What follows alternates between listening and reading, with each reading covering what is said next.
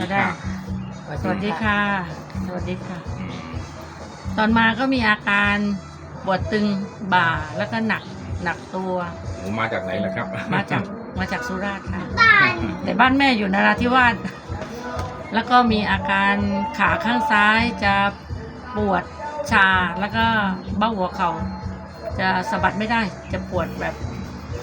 เสียวๆแล้วก็ที่ฝ่าเท้าทั้งสองข้างก็จะมีอาการเจ็บเหมือนมีเข็มจิ้ม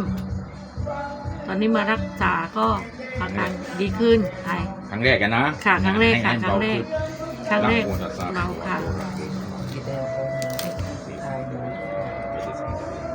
ไหนพิสูจน์ดูดิเขาเดิน พี่ภูเนี่ยเมื่อก่อนขาข้างซ้ายนี่ก็คือจะสะบัดไม่ได้ ตอนนี้ก็สะบัดได้ อืม สะบัดได้ แล้วก็ช่วงบ่าก็จะเบา อืม เบาโล่งค่ะ แล้ว ที่ฝ่าเท้าก็ไม่ก็ดีขึ้นค่ะ ดีขึ้นพอเนาะ ค่ะ แม่